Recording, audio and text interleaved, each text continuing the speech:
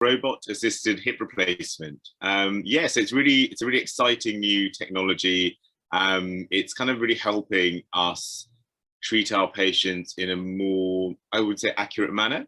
So how it works is when a surgeon performs a hip replacement, we normally need to figure out where to put the artificial hip in your body, like how to position it and how to make it kind of match your particular anatomy and your shape and size. And we normally do that because of years of training and I guess like expertise and practice, and with the robotic tools, what they do is they help us actually accurately make a 3D model of your actual hip joint. And for each person, that's quite different because we all look different, our skeletons are different, the soft tissues and muscles around the hip are different, and how stretchy we are is different. So the robotic tool helps us make an accurate 3D model of the hip, and then the tool helps us sort of take away the I guess the damaged or the worn out part of the hip really accurately to about 0.1 of a millimeter, and then it helps us put the new implants in a really accurate fashion, so the bits are orientated really well, so the hip kind of feels better, more natural, and hopefully you have less chance of a poor outcome, like a hip dislocation in particular. There are many perceived advantages for having a robotic assisted hip replacement, and now as a few years have gone on, we've managed to demonstrate those in some research studies as well. So the main one being that we as surgeons can put the implants in your hip in a much more accurate fashion, so we can be really precise as to where we put the ball and the socket part of the hip and how we orientate them, so it feels more natural for you and you can move your hip in a more natural way without fear of the hip joint popping out in particular.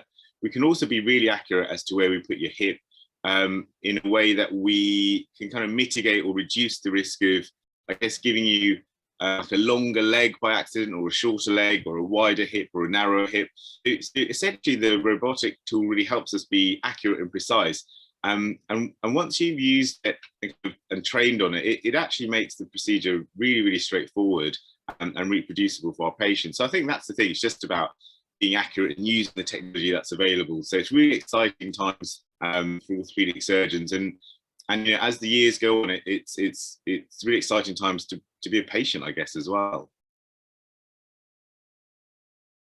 Definitely with any form of surgery, there's always a chance of a risk or a bad outcome, and robotic assisted hip replacement is no different. The risks are pretty similar to standard hip replacement, and generally that would be if I performed surgery 100 times on the same patient, we might have a bad outcome or a poor outcome about one time out of general, and those risks would be having an infection, which would mean you may need another surgery to take out the infection, or lots of antibiotics. You could have a blood clot in the leg called the DVT, so similar to something you might get on a long flight, and that can cause lots of pain and swelling, and sometimes that blood clot can break off and go to the chest, and that can be very dangerous. That's called a pulmonary embolus. There's other risks as well, like damage to nerves. You can have the bone can be fractured, so all sorts of scary things there. There are a few risks that we hope are reduced actually with robotic assisted hip replacement, and that would be making the leg too long or too short, or making the patient hip too wide or narrow. So we would hope that that's reduced, and there are some research studies that have shown that the rate of that altered leg length for a patient is reduced, and that's really good because that's a really warned rare side effect of a hip replacement. And the other thing we feel, and some studies have proven, that robot assistance helps with dislocation of the hip. So sometimes patients early on after a procedure, maybe in the first 6 weeks, may twist or bend in a certain way that they feel is totally normal, and then the hip, the joint will actually dislocate, and they'll sort of fall to the ground and have to come to the emergency department to have put in. Because the robotics is accurate and help us put the hip in a sort of bespoke fashion for the patient, the dislocation risk seems to be lower. So the risks are kind of there, but hopefully some of the risks are lower. I'd say the procedure can be a bit longer initially when you've got technology compared to when you're not, because you're spending a lot more time in surgery only anatomy and soft tissue tension. But I think if you have a surgeon who's used the systems a lot, after a while, the surgical time pretty much comes down to normal, basically. So I think in terms of risks when you're having surgery, I don't think necessarily that age is as much of a factor as some patients think it should be. So it's really down to like how fit you are, how well you are, how much you've looked after yourself over the years, whether you've got any other medical conditions. So if you're a patient of any age with other sort of fairly chronic long-term conditions like asthma or diabetes, problems with your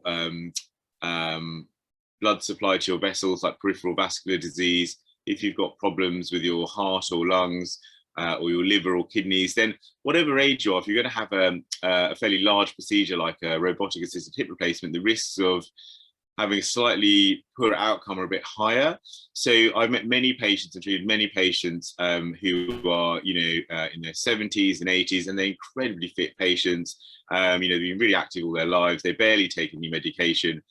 And it's really safe. Any procedure is pretty safe to perform on them. And contrary to that, I've met sort of much younger patients who sadly have also needed hip replacements in their 40s and 50s. And for whatever reason, they take a lot more medications, have to see a lot more different doctors for problems with heart, lungs, or kidneys, as I was saying. And then the procedures can be a bit more risky. So definitely, if you are someone in that more senior age group, you certainly don't need to worry about these procedures. And I think the best thing is to talk to your orthopaedic surgeon, and also really they'll normally have close liaison with a physician, a medical doctor, and certainly an anaesthetist. And together, we can figure out what the risk benefit ratio might be for you to have this procedure, and we can talk about whether or not it's a sensible option. I guess the answer depends on who you ask. So I think when you talk to surgeons who are big proponents of technology-assisted surgery, like myself, I think we always hope and feel that the recovery is quicker, and there'll be lots of surgeons who quite rightly will say that hip replacement surgery in general, to be honest, the recovery is super quick. I think we certainly in my NHS hospital and in my private practice, we've managed to send patients home very safely, actually the same day, and perform day case hip replacement, and that's both with and without robotic assisted technology. So I guess my answer would be that I don't think it's quicker at the moment. I don't think we can prove yet that it's quicker, but we can prove that the hip tends to feel more natural and the risk of some complications is lower. But overall, I think having a hip replacement, robotic assisted or not, in general is a really good option. It's definitely, as an orthopedic surgeon, it's probably the best operation that we've ever invented in terms of having a happy patient.